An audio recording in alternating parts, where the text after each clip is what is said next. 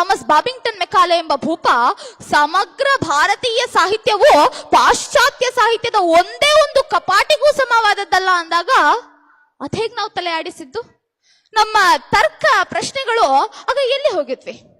ಈ ವಾಕ್ಯಕ್ಕೆ ಪ್ರತ್ಯುತ್ತರವಾಗಿ ನಾನು ನನ್ನ ಮನೆ ಭಾಷೆ ತುಳುವಿನ ಜಾನಪದ ಸಾಹಿತ್ಯದ ತುಣುಕೊಂದನ್ನು ಹಾಡರಿಚಿಸ್ತೇನೆ. ಮೂಡಾಯಿ ಮುಟ್ಟುಗೂ ಮುಗಲಗ ಇಡಟ ಉದ್ಯೋ ಬೆಂದೇರೋ ಉಷ್ಣೋಗು ಸೂರ್ಯನೋ ಪಡ್ಡೇತ ಬಾ ನೋಡು ಯಾತೇರು ಸನ್ಪುಗು ಸಂದ್ರೆ ಸನಕಾಯಿ ಸಲ್ಯೇಂದ್ರೆ ಬಡಕಾಯಿ ಬಾಲ್ಯನ ಕುಮಾರೆಯೇ ಬಾನೋಗು ಮುತ್ತಾರೆ ಭೂಮಿ ತಿರ್ಗಂಡು ಭೂಮಿಗೂ ಮುತ್ತಾರೆ ಬಾನೋ ತಿರ್ಗಂಡು. ಈ ಅಪೂರ್ವ ಜಾನಪದ ಸಾಹಿತ್ಯದಲ್ಲಿ ಅಡಕವಾಗಿರುವಂತಹ ವೈಜ್ಞಾನಿಕ ಮಾಹಿತಿಯ ಲೇಪವನ್ನು ಗಮನಿಸಿದರೆ ಇಂತಹ ಹೇಳಿಕೆಗಳಿಗೆ ನಾವು ಸುಮ್ಮನಿರಬೇಕೆಂದನಿಸ್ತದೆಯೇ?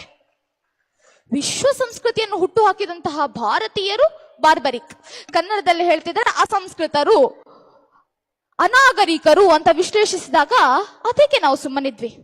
ದೃಢೀಕರಣದ ಮೇಲೆ ನಂಬುಗೆ ಎಂಬ ಪರಿಪಾಠ ಇಲ್ಲೇಕೆ ಅನ್ವಯಿಸಲಿಲ್ಲ?